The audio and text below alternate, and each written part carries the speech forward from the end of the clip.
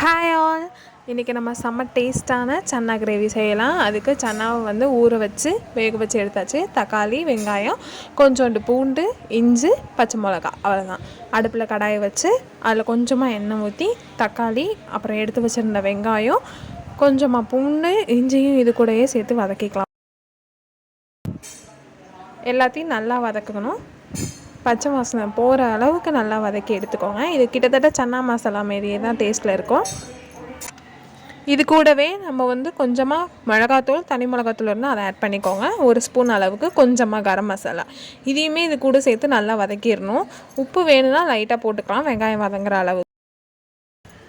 இதில் நான் இன்றைக்கி வந்து 3 போல் பெல்லாரி, அப்புறமே 2 தக்காளி, ஒரு 10 பல் போல் பூண்டு, 3 பச்சை மிளகா போல் போட்டிருக்கேன். ஏன்னா பச்சை மிளகா வந்து ரொம்ப காரமாக இருக்குது, அதனால் உங்களுக்கு காரம் கம்மியாக இருந்தால் கூட நீங்கள் இன்னும் கொஞ்சம் கூட ஆட் பண்ணிக்கலாம். அவ்வளோதான். இதனையும் நல்லா பேஸ்ட்டாக அரைச்சி எடுத்துருங்க. ஆற வச்சு இப்போ கொஞ்சமாக சன்னாவை எடுத்து அதையும் கொஞ்சமாக தண்ணி ஊற்றி நல்லா அரைச்சி எடுத்துக்கணும். இதுக்கு வந்து தேங்காயை வந்து கடைசியாக ஊற்றுவோம். அதுக்கு வந்து தேங்காய், கொஞ்சோண்டு முந்திரி பருப்பு, அது கூட கசகசா இருந்தால் அது கூட ஆட் பண்ணிக்கலாம். இப்போ அடுத்த கடாயை வச்சு அதில் கொஞ்சமாக எண்ணெய் விட்டு நம்மளோட ஸ்பைசஸ்லாம் இருக்குல்ல, அந்த பட்டை, கிராம்பு, அது எல்லாத்தையும் இது கூட ஆட் பண்ணிக்கலாம். உங்களுக்கு வேணால் சோம்பு கொஞ்சம் கூட ஆட் பண்ணிவிட்டு ஆனியன் ஆட் பண்ணிக்கிட்டு நம்ம அரைச்சி வச்சுருக்கோம் இல்லையா பேஸ்ட்டு, அதையும் இது கூட ஆட் பண்ணிக்கணும். இது நல்லா எண்ணெய் பிரிஞ்சு வரணுங்க, அது வரையும் கிண்டணும். உங்களால் கிண்ட முடியலன்னா நீங்கள் க்ளோஸ் பண்ணி கூட வச்சுக்கலாம் லிட் போட்டு. இது நல்லா எண்ணெய் பிரிஞ்சு வர டெக்ஸ்டர் தெரியும், நான் காட்டுறேன் பாருங்கள். எண்ணெய் பிரிஞ்சு வரதை இதெல்லாம் ஓரளவுக்கு நல்லா சுண்டிருச்சு. எண்ணெய் பிரிஞ்சு வந்ததுக்கப்புறமா நான் இப்போ சன்னாவை ஆட் பண்ணிட்டேன். அது கூடயே ஆட் பண்ணிவிட்டு இதையும் நல்லா மிக்ஸ் பண்ணி லைட்டாக வாட்டர் ஆட் பண்ணிக்கோங்க. ஏன்னா ரொம்ப கட்டியாக இருக்குது இல்லையா, அதனால் கொஞ்சமாக தண்ணி ஆட் பண்ணி அதையும் நல்லா கிண்டி விட்டுக்கோங்க.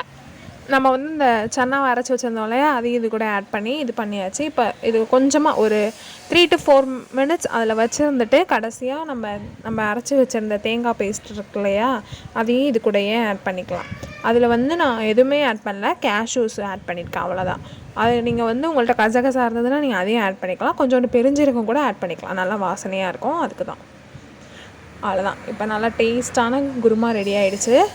1 ஸ்பூன் அளவுக்கு கோகனட் ஆயில் ஆட் பண்ணி இப்போ இதில் வந்து கொத்தமல்லி, புதினா எதெல்லாம் இருக்கோ அதெல்லாம் ஆட் பண்ணிவிட்டு ஒரு 3 to 4 minutes வச்சிட்டிங்கன்னு வச்சுக்கோங்க, அவ்வளோதான். செம்ம டேஸ்ட்டான சன்னா கிரேவி ரெடி ஆகிடும்.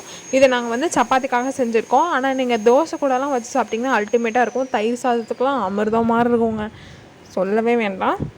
ஒரு வாட்டியாவது நீங்கள் ட்ரை பண்ணிட்டு எனக்கு உங்கள் கமெண்ட் சொல்லுங்கள். இப்போ நான் வந்து இன்றைக்கி தோசை, சப்பாத்தி ரெண்டுமே மேக் பண்ணுறேன். இன்னும் ஃபஸ்ட்டு தோசை போட்டுட்டு அப்புறமா சப்பாத்தி போடணும். ஏன்னா சப்பாத்தி போட்டிங்கன்னா கல் வந்து ஒரு மாதிரி இதாகிடும், ட்ரை ஆகிடும். உங்களால் தோசை நல்லா வராது. அதனால் ஃபஸ்ட்டு தோசை ஊற்றிட்டு நெக்ஸ்ட்டு சப்பாத்தி போட்டு எல்லாத்தையும் ஒன்று போல் சர்வ் பண்ணி சாப்பிட வேண்டியதான். இதுக்கு நான் வந்து ஆனியன்ஸையும் வந்து குட்டி குட்டி ரவுண்ட்ஸாக வந்து கட் பண்ணி எடுத்துக்கிட்டேன். ஏன்னா வந்து சப்பாத்தி, இந்த குருமா அது கூட சேர்ந்து இந்த ஆனியன்ஸ் வச்சு சாப்பிட்றப்ப வேறு லெவல் டேஸ்ட்டில் இருக்கும். இதை சாப்பிட்றதுக்குன்னு ஒரு தனி முறை இருக்குங்க. ஃபஸ்ட்டு சப்பாத்தி ஒரு இது எடுத்துக்கணும், ஒரு ஸ்லைஸ் கட் பண்ணிட்டு அது கூட லைட்டாக ஆனியன், அப்புறமே அதில் வந்து குருமாவை டிப் பண்ணி அந்த கிரேவி டிப் பண்ணி சாப்பிட்டிங்கன்னு வச்சுக்கோங்க, வேறு லெவலில் இருக்கும். நீங்கள் ஒரு வாட்டியாவது இதை ட்ரை பண்ணிட்டு எனக்கு உங்கள் கமெண்ட்ஸ் சொல்லுங்கள்.